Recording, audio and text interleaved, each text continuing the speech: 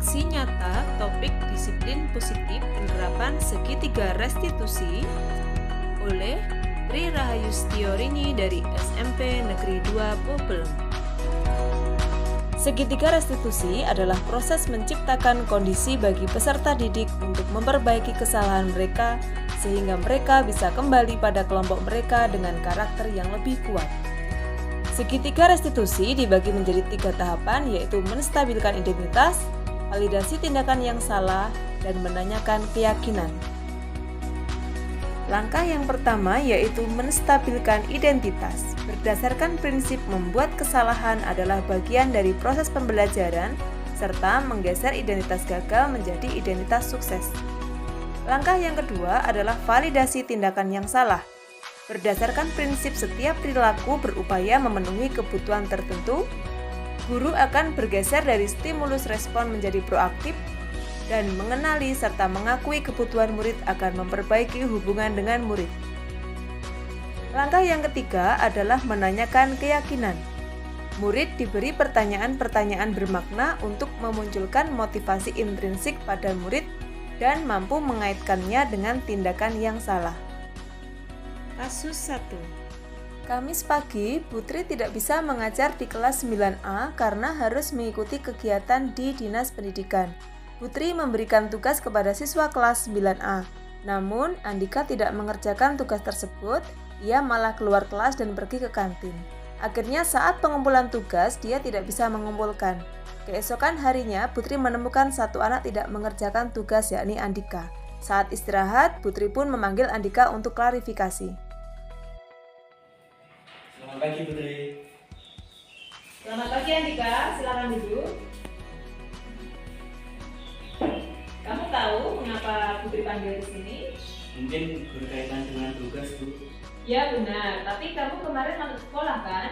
Iya Bu, masuk, tapi saya tidak mengumpulkan tugas. Teman-teman kamu mengumpulkan tugas semuanya kan? Mengumpulkan. Berarti sebenarnya kamu juga bisa mengumpulkan ya? Bisa Bu, maaf saya salah. Andika, semua orang pernah melakukan kesalahan termasuk Putri. Namun, setiap tindakan, apa itu yang kita lakukan, pasti ada alasannya. Kira-kira mengapa kamu tidak mengumpulkan tugas? Saya lapar, soalnya belum sarapan. Akhirnya saya keluar kelas dan ke kantin untuk makan. Kamu masih ingat keyakinan kelas kita? Masih Bu. Kalau masih ingat, kira-kira yang kamu lakukan itu sudah sesuai atau belum dengan keyakinan kelas? Belum Bu. Keyakinan kelas yang mana? Selalu bertanggung jawab Bu. Selain itu, juga tidak boleh meninggalkan kelas saat jam pelajaran. Nah, kamu tahu itu. Lalu, apakah kamu punya solusi untuk masalah ini? Iya Bu. Pertama, saya minta maaf karena tidak mengumpulkan tugas. Kedua, saya akan sarapan sebelum masuk kelas sehingga tidak lapar lagi. Yang ketiga, saya akan mengerjakan tugas dari Putri yang akan saya kumpulkan besok. Baik, kalau begitu, Putri apresiasi untuk tanggung jawabmu dan sekarang, silakan kamu boleh kembali ke kelas. Terima kasih Bu. Assalamualaikum warahmatullahi wabarakatuh. Nama saya Andika Mulia Akbar dari kelas 9A. Ketika saya dipanggil ibu guru, saya takut dimarahi karena saya tidak mengerjakan tugas dan malah pergi ke kantin saat ibu guru memberi tugas. Tapi ternyata ibu guru tidak marah-marah, malah mengajak saya untuk diskusi supaya saya bisa menyelesaikan masalah tanpa harus melanggar keyakinan kelas. Wassalamualaikum warahmatullahi wabarakatuh. Kasus 2. Pada hari Sabtu, Naswa marah-marah dan berbicara kotor kepada Jenes karena dia tanpa izin mengambil buku tugas Naswa dan mencontek jawaban tugas Naswa. Siang harinya, Putri memanggil Naswa untuk mengklarifikasi. Selamat siang, Bu. Selamat siang, Naswa. Silakan duduk. Kamu tahu tidak mengapa Putri panggil ke sini? Tahu, jelas saya marah-marah dan berbicara kotor kepada Jenes. Menurut kamu, perbuatan yang tadi kamu lakukan, apakah itu sudah benar atau salah? Salah Bu, tapi Jenes menjalani tugasnya tanpa izin. Oh begitu, harusnya Jenes tidak begitu ya. Harusnya Jenes melaksanakan tugasnya, bukan malah menyontek tanpa izin pula. Ya itu Bu, makanya saya akan marah.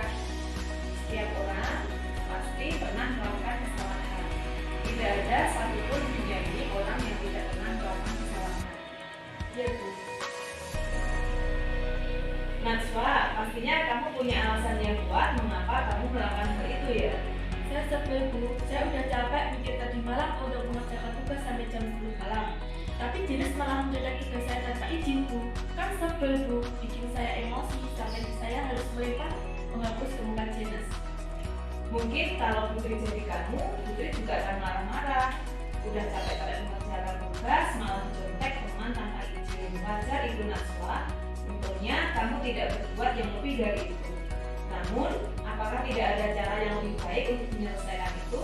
Ada Bu. Menurut kamu, tindakan yang kamu lakukan apakah sudah sesuai dengan keyakinan kelas atau belum? Belum Bu. Keyakinan kelas yang mana yang belum bisa sesuai dengan tindakan kamu? Tidak boleh berbicara kotor Bu, dan saling menghormati. Nah, kamu tahu itu. Berikutnya, apa yang bisa kamu lakukan? Apakah kamu punya solusi untuk masalah ini?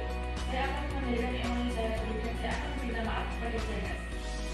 Baiklah, Putri sangat menghargai niat baikmu. Sekarang, lakukanlah apa yang ingin kamu lakukan kepada Jenes seperti yang kamu katakan tadi. Dan sekarang silakan